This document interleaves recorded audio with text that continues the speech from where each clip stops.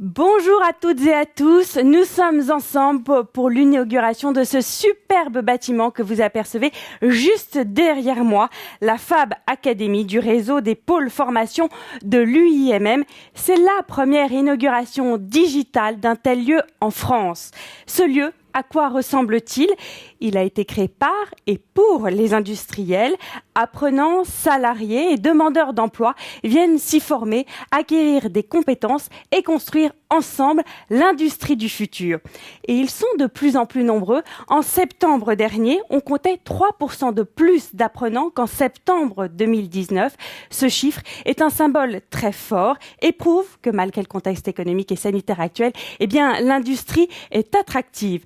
Alors, pour continuer sur cette lancée, je vous propose de lancer cette inauguration.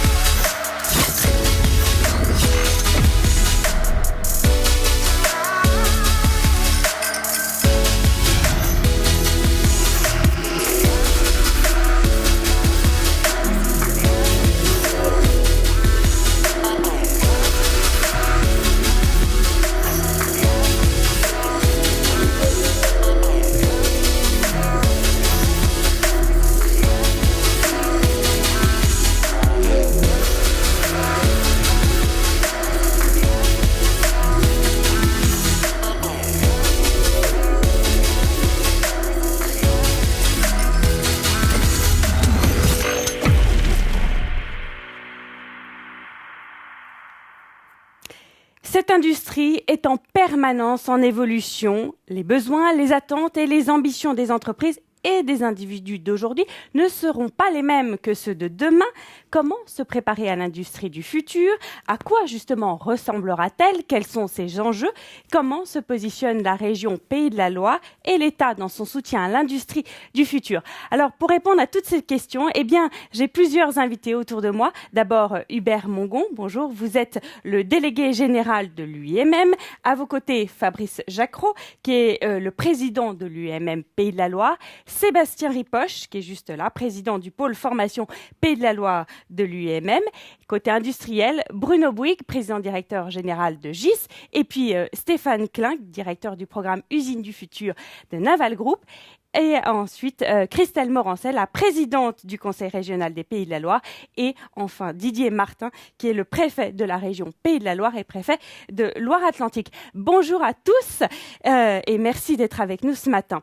Avant de vous entendre, je vous propose de découvrir en images ce nouveau lieu qui est juste derrière moi, de 14 000 mètres carrés. Comment a-t-il été conçu ? Comment les outils et le contenu pédagogique ont-ils été développés pour répondre aux enjeux des industriels ? On regarde cela en images.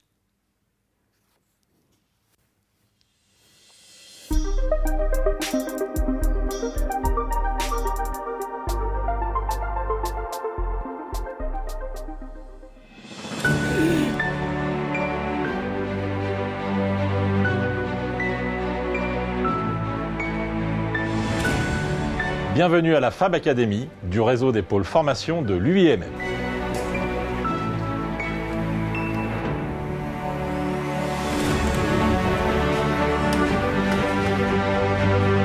Commençons notre visite par le pôle maintenance industrielle, automatisme et robotique. L'ensemble de nos plateaux techniques mettent l'atelier au cœur de notre dispositif pédagogique.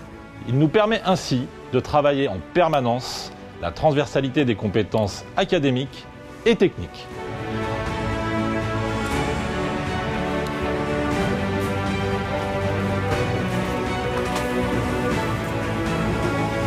Nous sommes sur le plateau technique de l'usinage, qui nous permet de nous appuyer sur les techniques traditionnelles et d'adapter le parcours de nos apprenants. Toujours en lien avec la réalité industrielle, nous les emmenons vers la commande numérique et l'usinage du futur.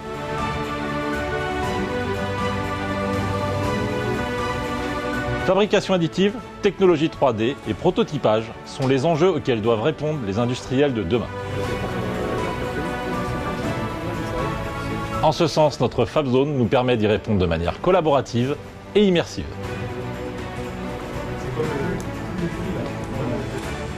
Notre atelier aéronautique est la démonstration de notre capacité à répondre à la spécialisation des compétences adaptées à notre territoire.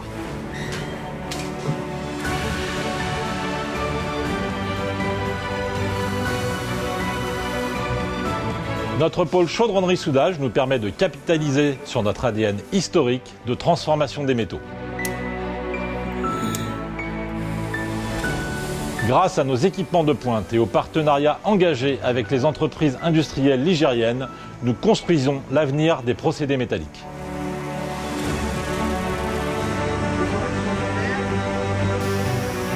Nos ambitions à la Fab Academy sont de répondre aux enjeux de compétences interindustrielles, rendre visibles nos métiers et fabriquer l'avenir de l'industrie.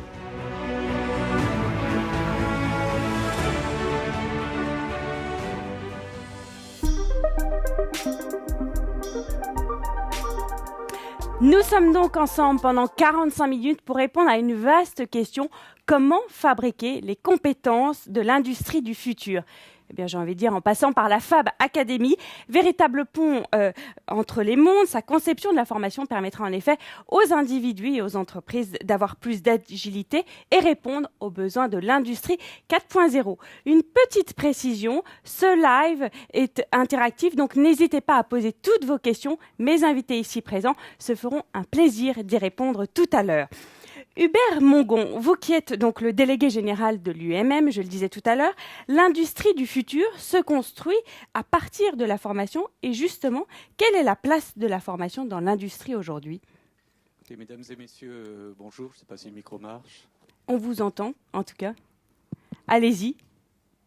Voilà, c'est peut-être mieux. Je ne sais pas si vous m'entendez toujours. On vous entend très bien. Bien. Allez-y. Merci beaucoup. Mesdames et messieurs, bonjour. D'abord, très très heureux de participer à cet événement aujourd'hui, à la fois dans le contexte que nous traversons et puis au milieu d'une industrie qui se transforme, qui est en train de vivre sa 4e révolution. Et c'est dans ce contexte-là, effectivement, que cette inauguration aura lieu, pour rappeler que finalement la formation est au cœur et depuis des années de nos stratégies. L'industrie, c'est l'univers des qualifications, c'est l'univers des compétences. Nous avions trop souffert il y a une dizaine d'années lorsque, en 2008, nous avions stoppé un certain nombre de programmes compte tenu de la crise économique pour ne pas revivre ça maintenant.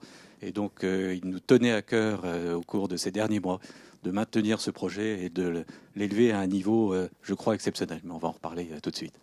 Alors, comment, justement, cette politique s'intègre dans votre stratégie générale de l'UMM ?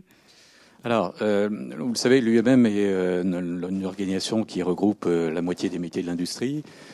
C'est pas pour autant qu'on ne travaille que pour les métiers de la métallurgie, puisque 40% des jeunes et des moins jeunes que nous accueillons dans nos pôles de formation viennent de l'ensemble des métiers industriels. Pourquoi ? Parce que tout simplement, nous sommes en mesure aujourd'hui d'accompagner et de former l'ensemble des salariés ou des futurs salariés aux nouvelles technologies. Ça a été très bien rappelé dans le petit reportage qu'on vient de voir, au cœur d'un métier qui se transforme en profondeur, qui a pour objectif de répondre aux besoins de nos clients, qui sont de plus en plus élaborés, poussés, et avec des technologies que nous ne connaissions pas il y a quelques années. Et c'est ça, finalement, qui est au cœur aujourd'hui de la volonté de notre organisation et de l'UMM. Quelles sont vos priorités pour le réseau des pôles formation de l'UMM ? Quels sont vos axes prioritaires ? Alors, j'ai presque envie de dire de façon très simple que le centre que nous allons visiter tout à l'heure et qui est derrière nous fait partie très certainement des plus beaux exemples de ce que l'UMM est capable, je dirais, d'accompagner, puisque nous avons en France 33 pôles de formation et 135 centres de formation qui accompagnent chaque année environ 30 000 apprentis alternants, avec surtout, et c'est ça qui pour nous est extrêmement important, des résultats très significatifs. Quels sont-ils ? 90% de résultats à l'examen, du CAP jusqu'au diplôme d'ingénieur, et surtout, et c'est presque plus important pour nous, un taux d'intégration, si vous voulez, en CDI dans les 6 mois qui suivent le diplôme, quel que soit le diplôme et quel que soit le bassin d'emploi, de 87%. Et c'est ça, finalement, notre étalon, je dirais, la volonté qui est la nôtre. Aujourd'hui, vous avez devant vous un outil exceptionnel qui correspond totalement, je dirais, à la stratégie et aux besoins qui sont les nôtres. Et quand je dis les nôtres, c'est pas ceux de l'UMM, c'est l'ensemble des entreprises que l'on accompagne. Alors, vu le contexte, comment se porte l'industrie? Nous sommes dans une région où la place de l'industrie est prépondérante et très forte avec plusieurs industries. Nous ne sommes pas mono-industrie, il y a l'agroalimentaire, l'aéronaval, la mécanique, entre autres. Fabrice Jacot, vous qui êtes le président de l'UMM de Pays de la Loire et aussi un industriel, puisque vous avez deux sociétés, la première AMU qui conçoit et fabrique des machines spéciales et puis la seconde SMP qui fait de la mécanique et de la précision. Comment se porte l'industrie et quel constat faites-vous de l'industrie Pays de la Loire? Bonjour à tous. La situation est extrêmement hétérogène, tant les secteurs d'activité sont touchés de façon différente.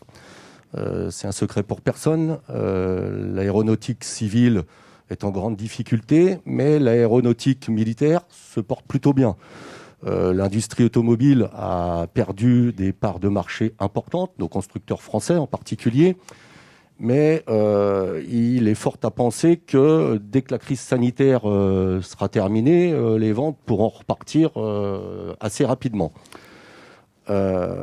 Certains secteurs d'activité, comme le bâtiment, qui, je le rappelle, est le premier client de l'industrie, se portent très très bien. L'électronique se porte aussi très très bien et réalise de belles performances. Donc globalement, je dirais que l'industrie, certes, vous avez les chiffres comme moi, vous regardez la télé, ça a été mieux, c'est pas si catastrophique qu'on pourrait le penser. Elle a été bousculée, mais ça va. Et quels sont les besoins de l'industrie en Pays de la Loire?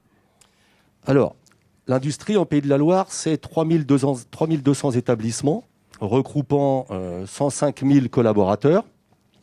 Et 95 000 de ces collaborateurs travaillent dans des entreprises adhérentes de l'UMM.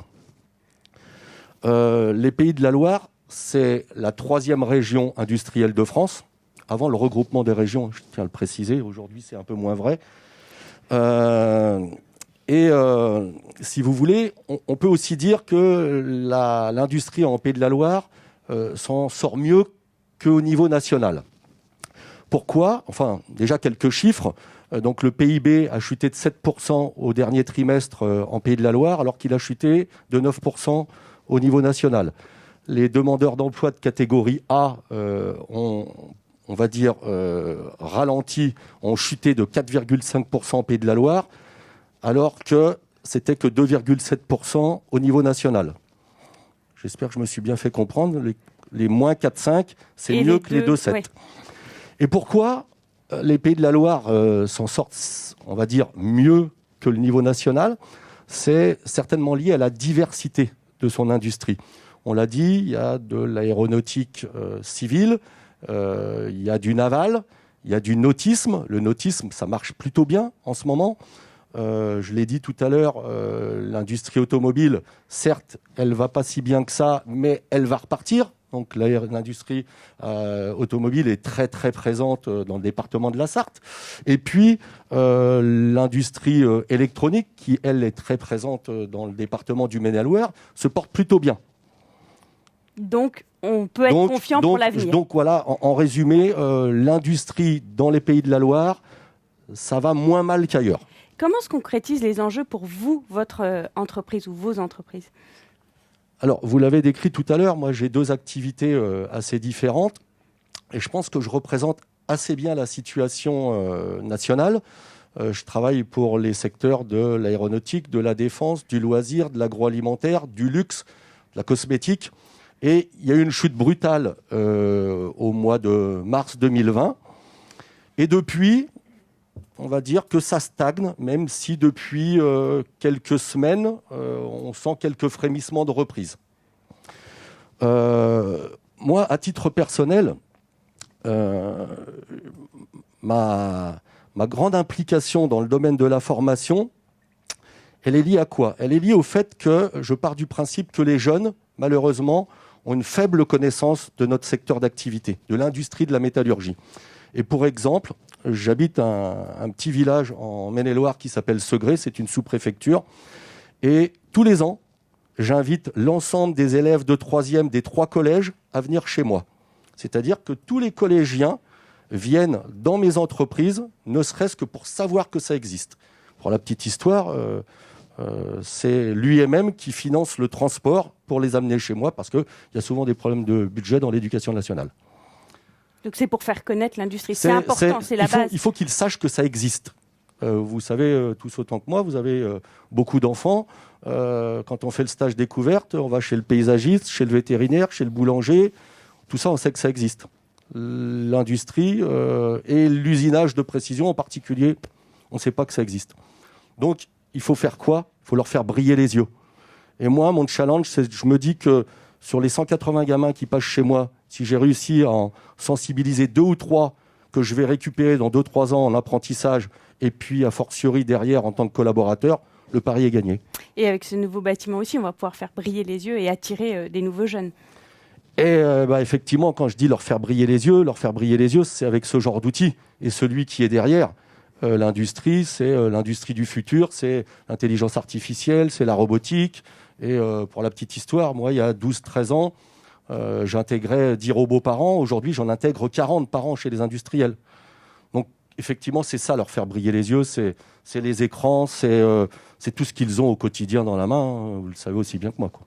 On a vu, merci Fabrice Jacquereau, on a vu à travers donc le témoignage d'Hubert Mongon, Fabrice, l'importance des jeunes et l'importance aussi de la formation pour fabriquer cette industrie 4.0. Sébastien Ripoche, vous êtes donc le président du pôle formation Pays de la Loire de l'UMM et président du groupe ARBM, qui est le groupe qui regroupe 5 sociétés spécialisées dans la mécanique de précision, travaillant dans différents secteurs d'activité. À quoi sert la Fab Academy du pôle formation en Pays de la Loire et quelle est sa stratégie ? Bonjour à tous, merci d'être présents pour cet événement exceptionnel. Donc la Fab Academy, c'est quoi ? Déjà, la Fab Academy est un outil de la branche UMM. Ses administrateurs sont les capitaines de l'industrie ligérienne. Et elle a pour but de former les futurs collaborateurs de la métallurgie, mais également de l'inter-industrie. Sa mission principale est de créer et de développer les compétences dont les entreprises ont besoin. Créée par et pour les entreprises industrielles, la Fab Academy Pôle Formation l'UMM est un centre de formation industrielle et de conseil spécialisé sur les technologies de demain.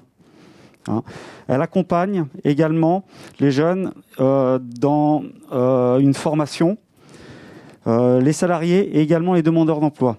Ce qu'il faut savoir, c'est chaque année, le pôle formation Pays de la Loire forme 1200 apprenants dans la région sur les 6 centres de formation, mais plus de 10 000 salariés en formation continue. De plus, nous sommes également des partenaires de la région dans le cadre de la réinsertion des demandeurs d'emploi. Au vu des enjeux des métiers de la formation, des attentes de nos industriels, mais également de notre stratégie de développement, il était indispensable d'investir dans de l'éco qui puisse représenter l'industrie du futur, l'industrie 4.0.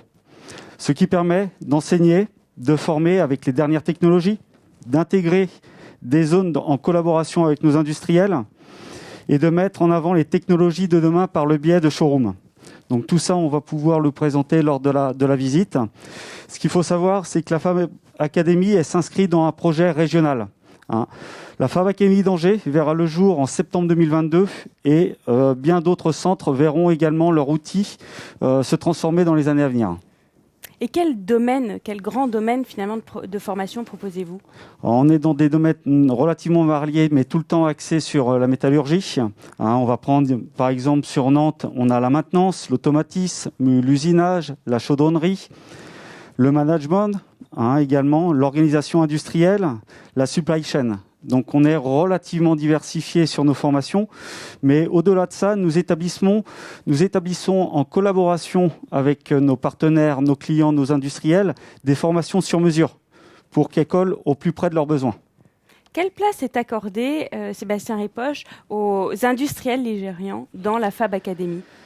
Donc, j'imagine que c'est un lien primordial. Très important, oui. Comme je vous l'expliquais il y a 10 secondes, nos administrateurs, ce sont les capitaines d'industrie des Pays de la Loire. La mission de la Fab Academy, c'est de mettre les industriels au cœur de notre dispositif pédagogique dans le cadre de l'innovation.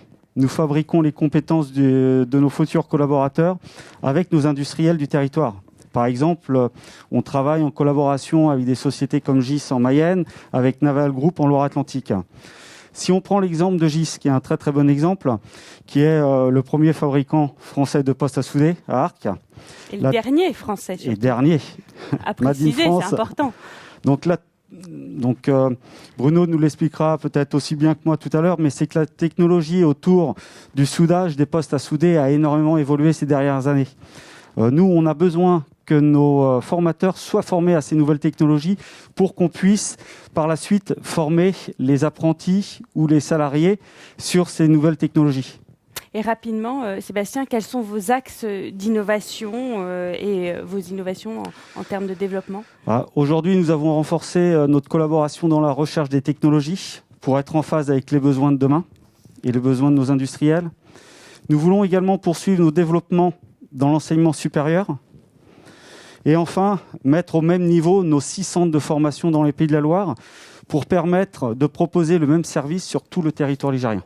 Merci Sébastien Ripoche. On a donc besoin à la fois de l'industriel et puis du politique, vous l'avez dit. Alors, excusez-moi, je vous coupe. Fabrice. Je voudrais rajouter un élément.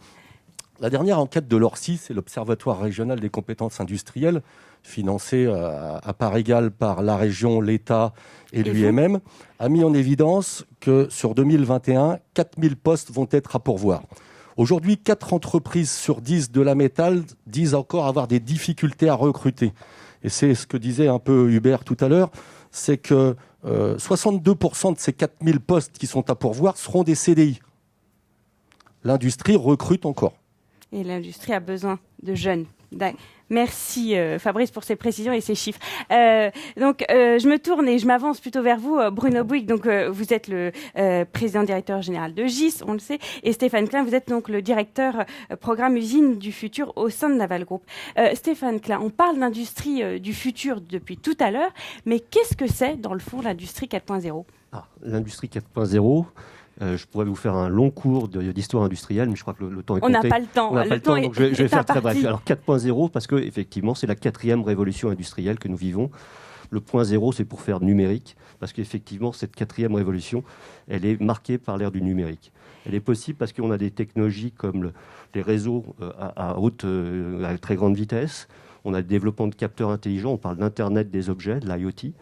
On a des moyens de calcul qui se mettent à notre disposition, qui sont très puissants maintenant. Donc on va pouvoir des technologies comme l'intelligence artificielle.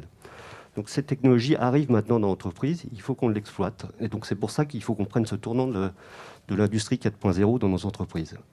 Est-ce que Bruno, Est-ce que Bruno Bouygues, vous partagez le même point de vue que Stéphane justement sur cette industrie du futur ? Alors moi, je partage complètement la vision de Stéphane. On a partagé d'ailleurs hier pour préparer cette conférence. C'était incroyable de voir à quel point on avait les mêmes croyances. J'aimerais donner un petit exemple à ce que vient de dire Stéphane. Dans mon métier, qui est de fabriquer des postes de soudage ou des chargeurs de batterie, il y a 20 ans, finalement, on travaillait avec des transformateurs et l'information, c'était la fréquence du réseau électrique. Il y a 10 ans, on a commencé à mettre de l'électronique et on a commencé à traiter les informations à la vitesse d'à peu près une information par milliseconde. Aujourd'hui, on traite dans nos postes de soudage des composants de type FPGA. On traite l'information toutes les 30 nanosecondes. Alors pourquoi je donne cet exemple ? C'est que ces architectures qu'on a dans nos produits sont les architectures qui sont dans les serveurs d'intelligence artificielle chez Google. Ce qu'on voit arriver chez le particulier, et tous ces algorithmes qu'on utilise au quotidien, chez les GAFA, eh bien, en fait, les infrastructures arrivent dans l'univers de la métallurgie. Et donc, on va avoir besoin d'une nouvelle génération de jeunes qui vont nous accompagner à organiser cette mutation et écrire tous les logiciels qui arrivent. Et comment vous préparez-vous, justement, à cette industrie de demain ? Il y a 2 sujets. Il y a d'abord le merveilleux travail de formation que fait l'UMM, où, en fait, et je me permets de citer Stéphane encore une fois, il me disait... Dans l'industrie, en fait, les jeunes, ils ont vu une modernisation de leur environnement chez eux avant de voir la modernisation et la digitalisation de l'environnement professionnel. Et aujourd'hui, nous, les industriels, on doit dépasser justement ce qu'ils voient chez eux pour arriver avec des technologies encore plus innovantes sur le lieu de travail. Il ne faut pas que le lieu de vie soit supérieur au lieu de travail.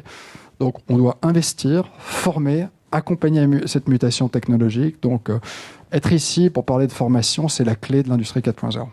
Et vous, comment vous faites-vous, Stéphane Klein, pour vous préparer justement à toutes ces technologies et à préparer les jeunes à ces technologies? Alors, il y a plusieurs questions dans votre question là. Je vais la prendre par ordre.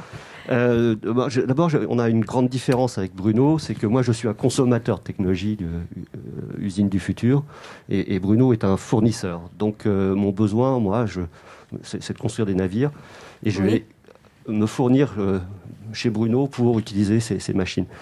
Donc pour ça, j'ai donc lancé un grand programme de recherche et développement, et j'ai besoin de m'entourer d'un certain nombre de partenaires, parce que je ne vais pas pouvoir faire tout seul. Et la région Pays de Loire est assez remarquable dans ce sens-là. On a un pôle de compétitivité qui dynamise la région. On a un environnement universitaire et académique qui est très, très riche, entre l'école centrale, l'IRT Jules Verne, qui était juste à côté d'ici, les technocampus, Proxinov, qui nous donnent une capacité de développer ces nouvelles technologies. On a aussi un réseau de partenaires fournisseurs qui est aussi très dense, très riche. Et puis maintenant, nous avons la Fab Academy, l'UMM, qui va nous permettre de former aussi nos jeunes à ces nouvelles technologies, parce que ces technologies, elles seront peut-être là, mais on va avoir aussi besoin des opérateurs pour les utiliser demain. Qu'est-ce qui est compliqué dans cette révolution, je dirais, industrielle? C'est que c'est très rapide, c'est que la technologie évolue très très vite? Alors, d'abord, pour finir sur ce que disait Stéphane, il n'y a pas de fournisseur s'il n'y a pas de client. Et en fait, c'est dans le dialogue entre plusieurs parties, le client, le fournisseur et surtout l'écosystème. C'est dans la capacité à créer des rencontres et des morceaux de dialogue que l'innovation naît. Donc, dès la création d'endroits comme ici sera forcément pour tout le monde créateur d'innovation utile, parce que l'innovation qui n'est pas utile, ça ne sert à rien. Alors, la difficulté, elle vient de l'accélération. La difficulté, chez nous, elle vient du fait que, par exemple, jusqu'à il y a quelque temps, le logiciel était au service de la machine. En ce moment, on se rend compte que petit à petit, les machines sont devenues au service du logiciel. Pourquoi ? Parce que l'accumulation, d'abord l'augmentation de la rapidité des calculs, l'augmentation du nombre de données stockées, font qu'on est obligé de construire des plateformes. Donc en fait, ce qu'on a vu arriver dans le domaine des tablettes, des téléphones, est en train d'arriver dans l'univers des machines. Et demain, on verra qu'il va falloir développer des machines qui vont servir de compagnons à l'opérateur. Les machines ne remplaceront pas l'opérateur, au contraire, elles vont servir de compagnonnage. Et ce qui est difficile, d'abord, c'est d'organiser ces mutations, d'organiser la formation, de partager cette vision pour que l'écosystème dans sa globalité mette en place les programmes de formation qui vont nous permettre de fabriquer, nous, en tant qu'industriels, les meilleures machines de demain. Et il y aura un dialogue entre les machines et l'homme. Il est obligatoire. Il est entre l'homme et la machine, et surtout les machines, l'écosystème. Tout le monde doit dialoguer en ce moment pour construire ces nouvelles façons de travailler de demain. C'est un point essentiel. L'industrie 4.0 n'est pas là pour se substituer à l'homme.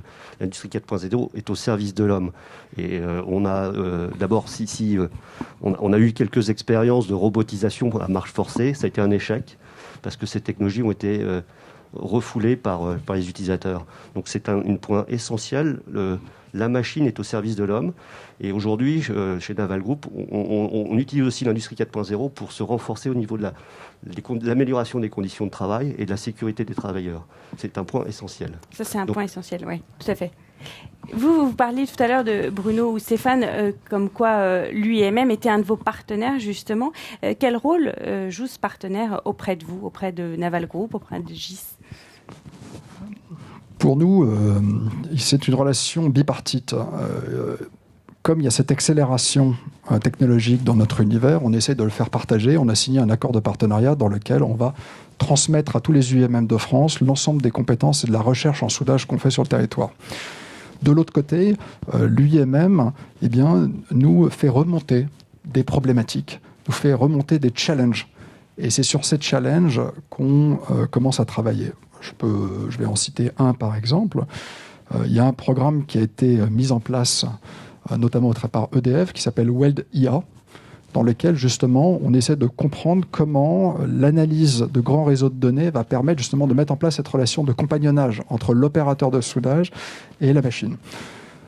Ce partenariat qui est en train d'être créé entre plusieurs industriels français a été mis en place et remonté par un des UMM en Ile-de-France. Donc, voyez, un challenge, EDF a un challenge, la remontée à l'UMM est en train de créer un écosystème de partenaires pour essayer d'y répondre. Donc là, c'est parfait pour nous. C'est pareil chez Naval Group? C'est la même chose. Aujourd'hui, il faut assurer un continuum de la recherche fondamentale jusqu'à l'utilisation de nos machines dans nos ateliers. Et l'UIMM est un maillon de ce continuum. Et parce qu'on a besoin de former aux technologies du futur nos opérateurs. Et là, c'est le travail avec lequel on travaille avec Richard. Il faut absolument anticiper, parce que les métiers de demain, on ne les connaît peut-être pas encore. Donc il faut absolument qu'il y ait cette prise de connaissance de l'UIMM de savoir ce qui se fait aujourd'hui en recherche fondamentale pour préparer les formations de demain. Comment justement, ces révolutions vont changer les compétences? Est-ce que c'est trop tôt pour le dire, ou déjà, vous parliez d'anticipation tout à l'heure, donc c'est important d'anticiper et de savoir et de connaître. Comment du coup ces technologies vont changer les compétences? Déjà, sur l'accélération, de quoi on parle?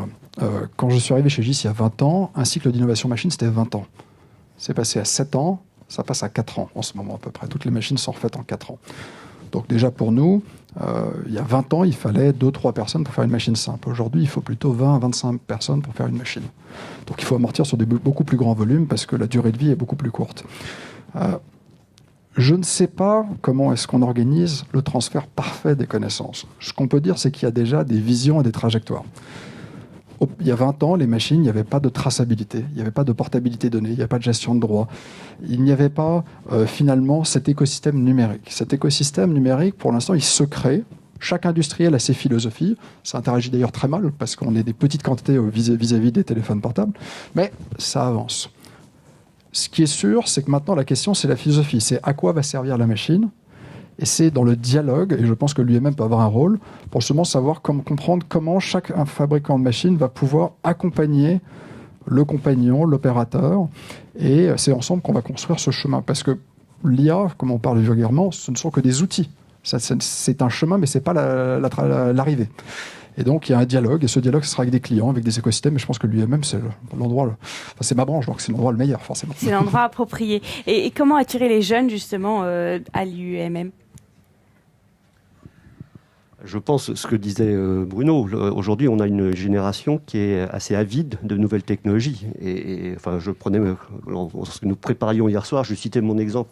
Moi, je suis arrivé dans l'industrie au siècle dernier, et la technologie, je l'ai touchée dans l'entreprise. Je l'ai connue par l'entreprise. J'étais moins chez moi, je n'avais pas de portable, Et aujourd'hui, on a des jeunes qui sont très connectés. Et il ne faut absolument pas les décevoir lorsqu'ils arrivent chez nous, justement parce qu'il y a une entreprise qui est en retard par rapport à ce qu'ils connaissent chez eux. Donc la technologie, je pense, est un moyen de les motiver. Mais faut-il qu'ils aient la formation pour pouvoir l'utiliser. D'où le rôle de l'UIMM pour les adapter à ces technologies. Ce qui est fascinant quand on reçoit des jeunes ingénieurs ou techniciens aujourd'hui, c'est qu'il y a 20 ans, un ingénieur venait chez GIS avec un CV. Depuis quelques années, les gens viennent avec des prototypes. Ils ont prototypé des cartes électroniques, ils ont fait en impression 3D des carrosseries plastiques et ils viennent avec des produits finis. Et ça, ils le font parce que des campus comme ici ont des Fab Academy, ils ont des Fab Labs. Et donc, on voit arriver chez nous des ingénieurs, des véritables ingénieurs qui ont le goût du produit. Et lorsqu'ils arrivent chez nous, s'ils ne sont pas capables de prototyper à la vitesse à laquelle ils ont l'habitude de prototyper, vous ne les gardez pas. Donc aujourd'hui, dans la guerre des talents, et je fais face à une guerre des talents qui est très importante, il faut investir de façon considérable en laboratoire, en prototypage, en fabrication rapide, parce que sinon, vous ne gardez pas vos talents. Il y a trop de demandes. Est-ce que les profils changent depuis 20 ans ou pas? Ou finalement, c'est juste la technologie qui a changé? C'est à la marge? À la marge. À la marge. Ce qui est sûr, c'est que, oui, on a vu, dans le film merveilleux qu'on a vu, on a vu le passage de la vis sans fin à la machine numérique. C'est des compétences, mais à la fin de la journée, on usine. Il faut avoir le goût de la pièce finie. Après, c'est des méthodes qui changent. Mais la philosophie de vouloir faire des produits plus sophistiqués, de meilleure qualité, plus vite, plus productifs, tout ça, c'est un goût qui existe depuis 20 ans et c'est une recherche permanente et dans 20 ans, il restera. Quels sont les métiers de demain? Est-ce que, là encore, on peut le dire ou c'est encore trop tôt? Disait Stéphane tout à l'heure en disant on ne connaît pas les métiers de demain, mais vous avez quand même, vous, dans vos entreprises, imaginé quels pourraient être ces métiers de demain.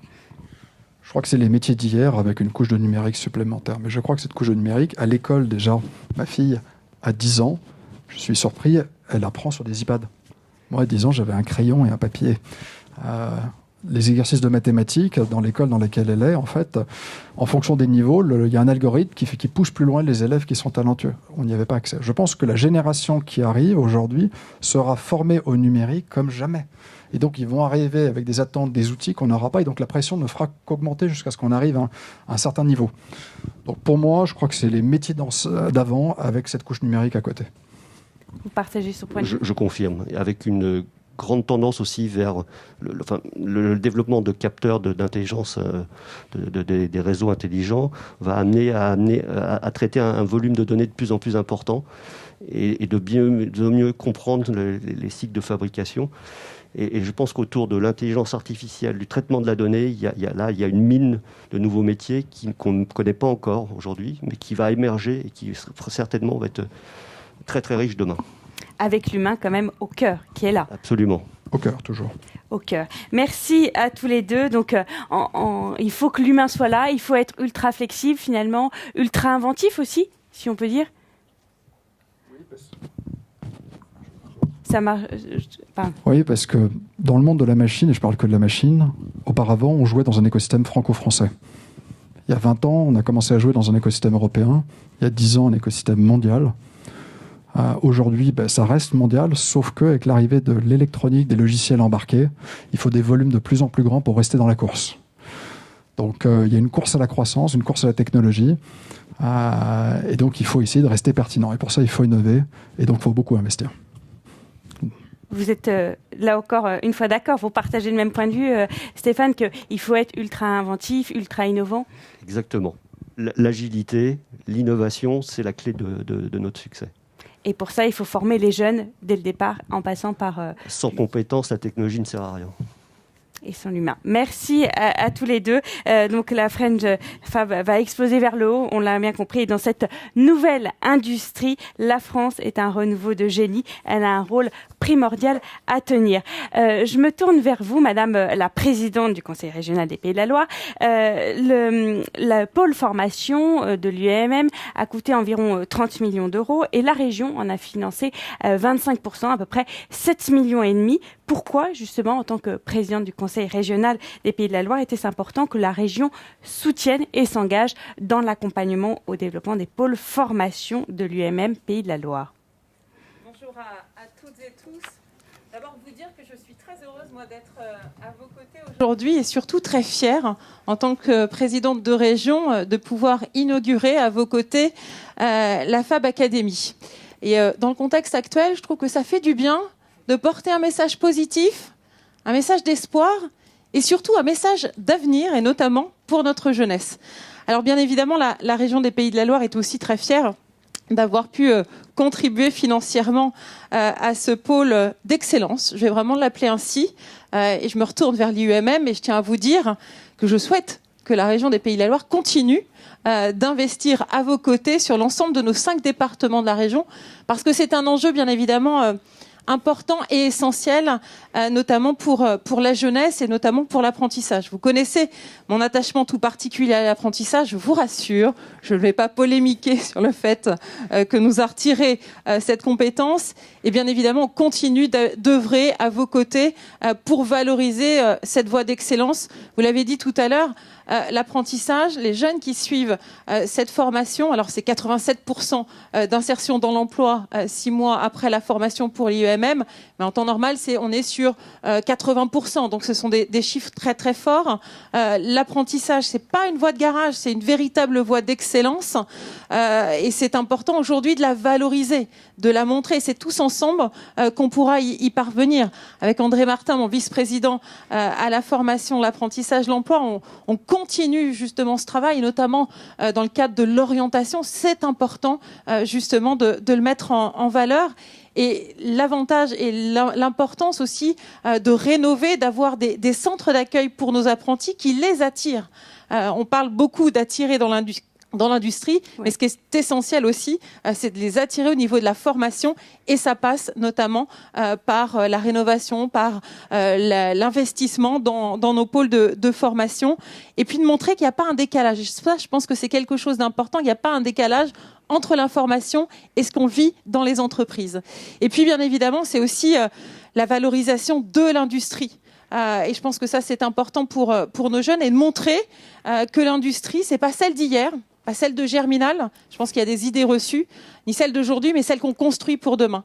Et donc, bien évidemment, moi, je suis très heureuse de pouvoir y participer. On a tous ce travail collectif à faire vis-à-vis des jeunes, mais pas uniquement des jeunes. On a aussi, on fera plus le même métier aujourd'hui pendant 40 ans, ou 45 ans, ou 50 ans, on ne sait pas.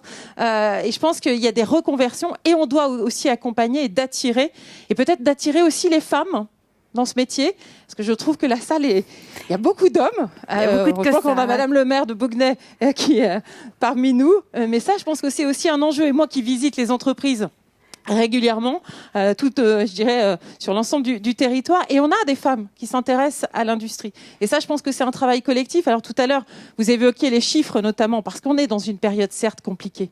Mais on a aussi aujourd'hui des entreprises qui veulent recruter 4000 dans l'industrie. Moi, ça m'interpelle quand vous dites ça. Et notamment, moi, j'ai envie de vous lancer un message, parce qu'on a beaucoup de chefs d'entreprise. C'est prenez des jeunes en stage. On a plein de jeunes aujourd'hui qui sont en attente, en interrogation, justement dans leur cursus scolaire, dans leur examen. Eh bien, si chaque entreprise se mobilise à prendre un jeune pour son cursus scolaire, je pense que c'est aussi preuve de montrer que l'industrie, elle est présente, elle est là, et elle répond à leurs attentes. Parce que ces jeunes, ce sont vos futurs salariés. Ces jeunes, ce sont les futurs chefs d'entreprise, les futurs industriels. Et je pense que c'est important d'avoir cette mobilisation et ce collectif dans cette période actuelle. L'industrie, justement, et elle est au cœur de la Fab Academy. C'est une priorité régionale, on est d'accord? Elle est au cœur ici, mais vous voyez, elle est aussi sur mon cœur, puisque je porte haut et fort les couleurs de l'industrie, et notamment de la French Fab. Et j'aperçois l'ambassadeur de la French Fab de la Loire-Atlantique, que je salue, cher Nicolas. Je pense que c'est important. Moi, je suis vraiment très fière. Vous évoquez les chiffres de la région. Je suis très fière de notre industrie en région Pays de la Loire. On l'accompagne. On doit vraiment la monter, notamment avec ce logo. Et je pense que ça, c'est important aussi, si chaque industriel pouvait porter ce coq qui met en avant notre industrie française, et de montrer qu'on est fier de notre industrie. Nous, on l'accompagne, bien évidemment, au sein du conseil régional, notamment en termes d'investissement, d'accompagnement. Je pense que ça, c'est essentiel en termes de compétitivité aussi de nos entreprises, avec des dispositifs tels que Industrie du futur, où on est à plus de 200 millions d'euros depuis 2 ans pour accompagner justement sur cette mutation auprès des entreprises. Donc c'est un enjeu bien fort, mais encore une fois, c'est en jouant le collectif qu'on y arrivera. Et je pense que ce qui est essentiel aussi, c'est qu'entre nos chefs d'entreprise, nos pôles de compétences, nos technocampus qui ont été évoqués tout à l'heure, qui sont vraiment des centres d'excellence dans la région, qui font rayonner la région au niveau national mais international.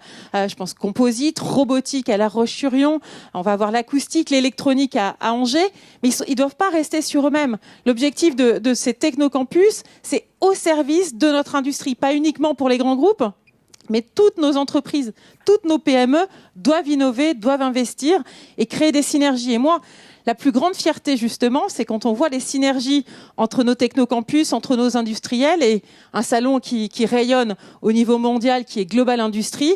Eh bien, quand le technocampus robotique Proxinov à La Roche-sur-Yon s'associe avec Laval Virtual et crée un prototype et l'expose avec les couleurs de la région des Pays de la Loire à Global Industrie, ça montre vraiment une grande fierté dans la région et de savoir travailler ensemble. Et ça, je pense que c'est important. Et l'industrie aussi permettra de rebondir face à cette crise que nous traversons. Oui, je pense que c'est essentiel, et ça a été dit. On a des secteurs qui sont pleinement touchés, l'aéronautique, l'automobile. Mais ce qui est important aussi, c'est de signaler que dans la région des Pays de la Loire, on a des entreprises qui vont bien. Monsieur le préfet, moi, vous le savez, sur les dispositifs de l'État, territoire d'industrie, on a résilience. La région des Pays de la Loire a capté aujourd'hui 20% de cette enveloppe au niveau national. 20%, j'espère qu'on va continuer. Ça veut dire que nos entreprises, elles ont des projets. Ça veut dire que nos entreprises, elles innovent. Et ça, je pense que c'est essentiel en termes de compétitivité. Et l'enjeu, il est là. On parle beaucoup, il y a beaucoup de choses. On parle de nouveaux mondes. On emploie, vous avez sur les plateaux télé les uns et les autres qui défilent les uns après avec des propos de réindustrialisation. Oui, il faut réindustrialiser. Mais il ne faut surtout pas se recroqueviller sur soi-même. Je pense que nos entreprises, pour qu'elles soient compétitives, parce que même pendant cette crise, eh bien l'Europe, le monde continue de tourner. Et notre enjeu, nous, c'est de les accompagner, notamment dans la robotisation, la modernisation de leur chaîne de production. Je vais vous citer un petit exemple pour terminer, qui est sartois. C'est l'entreprise Collart sur Le Mans, qui avait donc une production en Chine. Et grâce à la modernisation de leur chaîne de production, ils ont pu rapatrier cette production en région Pays de la Loire, sur le département de la Sarthe. Donc comme quoi, la robotisation et la modernisation, c'est pas moins d'emplois. Ça a été dit à juste titre tout à l'heure. Non, c'est pour rendre aussi plus compétitives nos entreprises et c'est surtout l'avenir. Merci beaucoup, Christelle Morancet. Je m'adresse à vous, Monsieur le Préfet. Dans le contexte donc sanitaire et économique qu'on vient d'évoquer, comment l'État justement se mobilise pour soutenir l'industrie ? Bonjour à tous. Les chefs d'entreprise ici présents le savent bien. L'État, de deux manières différentes, s'est engagé pour soutenir le tissu économique. Dès le mois de mars dernier, dès le début de la crise, des outils bien connus maintenant ont été mis en place dans des délais très, très rapides. Les prêts garantis par l'État, l'activité partielle, le chômage partiel, le fonds de solidarité, le report des cotisations sociales. Ce sont des outils qui ont été massivement utilisés par les entreprises des Pays de la Loire, y compris les entreprises industrielles, et elles peuvent continuer à le faire puisque régulièrement le gouvernement prolonge la durée de validité de ces dispositifs. Quelques chiffres très rapidement. En Pays de la Loire, le chômage partiel, c'est d'ores et déjà 1,3 milliard d'euros qui ont été remboursés à des entreprises. Les prêts garantis par l'État, c'est d'ores et déjà plus de 5,3 milliards d'euros en Pays de la Loire. Le fonds de solidarité, c'est près de 500 millions d'euros. Et je pourrais poursuivre comme ça avec ces chiffres. Donc ça, c'est ce qui a été mis en place dès le mois de mars, de manière un peu défensive, pour soutenir les entreprises et notamment leur trésorerie. Et souvent des dispositifs, je le répète, qui restent mobilisables aujourd'hui, y compris de la part d'entreprises qui n'en avaient pas eu besoin pendant l'année 2020 et qui peuvent maintenant y avoir recours. Et puis surtout, depuis l'été dernier, dans le cadre du plan de relance du gouvernement, qui est complété par les plans de relance mis en place par les collectivités locales, et notamment celui mis en place par la région des Pays de la Loire, le plan de relance prévoit d'aider l'investissement des entreprises, avec des appels à projets qui ont été réalisés dans le cadre de plans sectoriels qui ont été construits avec les professionnels de ces secteurs. Il y a eu le plan aéronautique, il y a eu le plan automobile, il y a eu le plan start-up, il y en a un très grand nombre, je ne vais pas tous les lister, avec derrière des appels à projets qui ont permis à nombre d'entreprises du territoire, Christelle Morancet y faisait allusion à l'instant, d'être lauréates de ces appels à projets. On a d'ores et déjà plus de 80 entreprises, mais ce n'est qu'un début, qui ont pu bénéficier de financements importants pour les aider à investir, à relocaliser, à investir dans les technologies nouvelles, à investir dans des moyens de production décarbonés. Et puis, pour faire le lien avec ce qui nous réunit ce matin, le plan de relance, c'est également des moyens importants qui sont mis en place en plus sur l'acquisition des compétences. Avec Christelle Morancet, nous étions hier pas très loin d'ici pour signer un avenant au programme d'investissement dans les compétences pour ajouter du côté de l'État 32 millions en 2020 sur les 170 millions qui étaient déjà prévus par l'État et la région pour la formation. 32 millions en plus, ça veut dire 4800 places supplémentaires de formation professionnelle pour des jeunes, pour des personnes éloignées de l'emploi, avec l'idée de les amener vers les secteurs en tension. Et à l'évidence, les entreprises industrielles, vous le disiez, font partie de ces secteurs qui ont également besoin de recruter. Je voudrais qu'on parle maintenant du programme Territoire d'industrie. Ça a été lancé en novembre 2018 et ça incarne justement la stratégie de reconquête industrielle par les territoires. Et comment s'incarne ce programme en Pays de la Loire et quels sont les dispositifs mis en place pour soutenir les industriels. Est-ce que vous pourriez mettre votre micro un tout petit peu plus près pour qu'on vous entende un peu mieux ? Merci, monsieur le préfet. Écoutez, territoire d'industrie, je crois que ça répond parfaitement à la problématique qui était celle de l'industrie en région Pays de la Loire, parce que c'est un dispositif qui permet de rappeler que l'industrie, c'est dans l'ADN de notre pays, de notre tissu économique, de notre histoire. L'industrie, c'est notre passé, c'est notre présent et c'est notre avenir, avec des traditions industrielles, des compétences, des savoir-faire qui sont répartis sur l'ensemble du territoire. Ça permet de remettre en cause certains clichés qui voudraient que les industries, ce soit simplement dans les métropoles, dans les grandes villes. En Pays de la Loire, 15 territoires d'industrie sur les 5 départements, parfois dans des zones très urbaines, parfois dans des zones rurales. parce que c'est la réalité de notre tissu économique. Et puis territoire d'industrie, ça a également permis de combattre un autre cliché, le cliché qui aurait voulu que les sociétés avancées, c'était essentiellement des sociétés tertiaires. Territoire d'industrie permet de rappeler que l'industrie est au cœur de notre souveraineté nationale, d'où un certain nombre d'appels à projets pour relocaliser en France des activités qui avaient pu partir. Et donc territoire d'industrie, pour répondre à votre question, 15 territoires dans notre région, d'ores et déjà 25 millions d'euros qui ont été captés sur les 250 millions qui avaient été mis sur la table par le gouvernement en 2020. Donc Christelle Morancé appréciera, c'est une part relative supérieure au poids démographique de notre région, c'est dire la vitalité des industries, compte tenu de leur diversité, que vous rappeliez les uns et les autres, pour tirer leur épingle du jeu dans ce dispositif des territoires d'industrie qui souvent repose sur une gouvernance un peu originale, puisque ce sont des chefs d'entreprise eux-mêmes, des élus de la région, des services de l'État qui sont au cœur de la mise en place de ce dispositif. Dernière question, Monsieur le Préfet, en quoi un projet comme la Fab Academy du pôle formation de l'UIMM participe à la relance des industries et des compétences sur notre territoire ? Cela a été dit, parce que l'acquisition des compétences, c'est essentiel pour les entreprises industrielles. L'acquisition des compétences, je le disais, elle est au cœur du plan de relance et du programme notamment d'investissement dans les compétences. Il portait ce nom avant le plan de relance et il est d'une parfaite actualité. Et cette acquisition des compétences, elle est complémentaire des aides qui sont accordées à l'investissement productif, avec déjà dans notre région un grand nombre de lauréats de toute taille, des très grandes entreprises, des PME, PMI, mais également, il faut le redire, des TPE, plus de 80 à ce jour, qui ont pu bénéficier de financements importants pour accélérer dans leurs projets d'investissement, puisque l'idée du plan de relance, c'est ça aussi, c'est de faire de cette crise épidémique, de cette épidémie, une opportunité, et non seulement de faire rebondir le tissu économique, mais d'en profiter pour avoir accéléré dans la mise en place d'un certain nombre de transitions qui étaient déjà à l'œuvre dans le tissu productif, mais qu'il faut accélérer. Ça a été évoqué, la transition énergétique et la transition numérique, par exemple. Donc on va accélérer et continuer. Merci à tous. On va passer maintenant aux questions. Vous étiez plus de 500 à vous connecter aujourd'hui, ce matin. Alors, l'industrie 4.0 permet de développer les performances des industries. Est-ce qu'elle permet aussi de réduire les impacts environnementaux ? Vous veniez justement de l'évoquer. Est-ce que vous voulez continuer justement là-dessus, sur cette lancée, Monsieur le Préfet ? Je crois qu'on peut répondre oui, parce que typiquement, il y a un des appels à projets qui a été lancé dans le cadre du plan de relance qui vise à décarboner l'industrie, c'est-à-dire d'accompagner les industriels qui ont des projets pour faire en sorte que leur activité productive ait moins de conséquences environnementales. Vous qui êtes un industriel aussi, Je vais donner deux exemples. Chez GIS, on a un projet d'essayer de devenir autonome en termes d'énergie.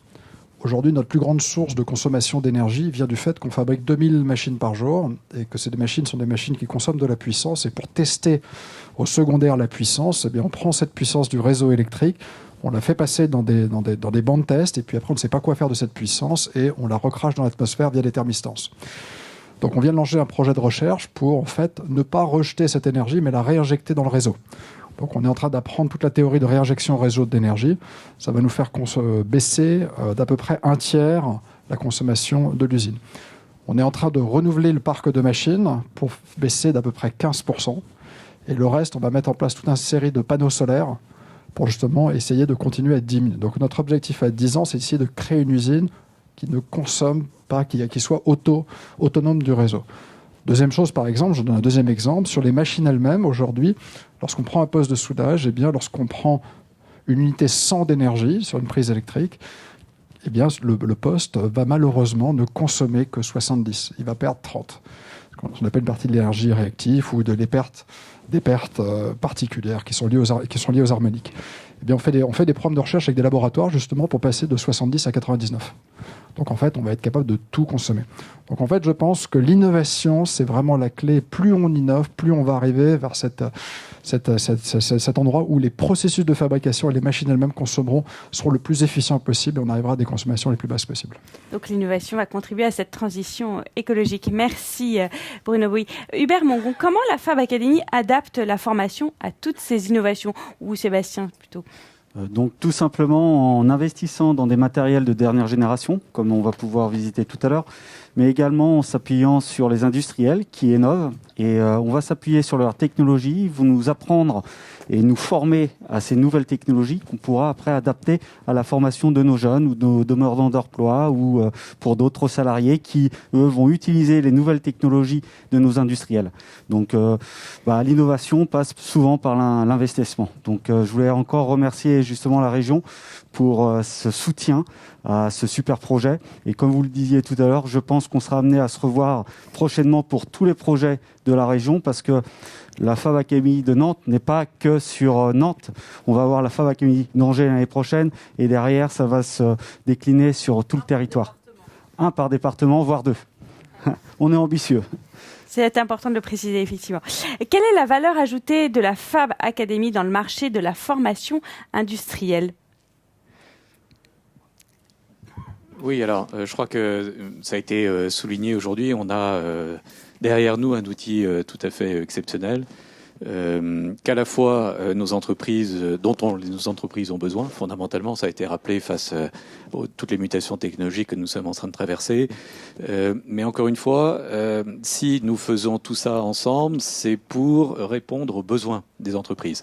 Et ça a été parfaitement souligné. Tout ça n'a de sens que si c'est fait en coordination et en partenariat avec les structures de la région et avec les structures de l'État. On n'est jamais aussi bien ensemble et aussi efficace ensemble que lorsqu'on travaille ensemble. Et c'est vraiment le maître mot de l'ensemble des stratégies qu'on a développées depuis des années et qui trouve aujourd'hui, je trouve, une illustration exceptionnelle, avec un niveau de collaboration et d'efficacité qui est au top. Pourquoi ? Parce que les structures se parlent, les gens se connaissent, les gens s'apprécient et les gens se coordonnent pour ce qui est de meilleur et ce qu'on a de meilleur à faire. Ça a été rappelé à nouveau ce matin dans un contexte qui est juste extrêmement compliqué pour tout le monde. Et c'est ça aujourd'hui que l'on cherche, c'est la complémentarité. Lorsqu'on propose des formations, c'est qu'elles n'existent pas ou peu dans le territoire au regard des demandes qui sont celles de nos entreprises. Lorsque ces formations sont disponibles, bien évidemment, on est les premiers à être clients et à les solliciter. Donc c'est dans la complémentarité qu'on réussit, ce n'est pas dans l'adversité. En tout cas, c'est le message que je voudrais souligner, mais ça a été parfaitement illustré par Madame et Monsieur le Préfet tout à l'heure. Et le collectif. Merci beaucoup. Merci à tous. Merci à vous aussi de nous avoir suivis ce matin. Vous étiez plus de 500. N'hésitez pas, l'émission sera disponible dans les prochains jours en replay, donc n'hésitez pas à la partager. Merci. Bonne journée.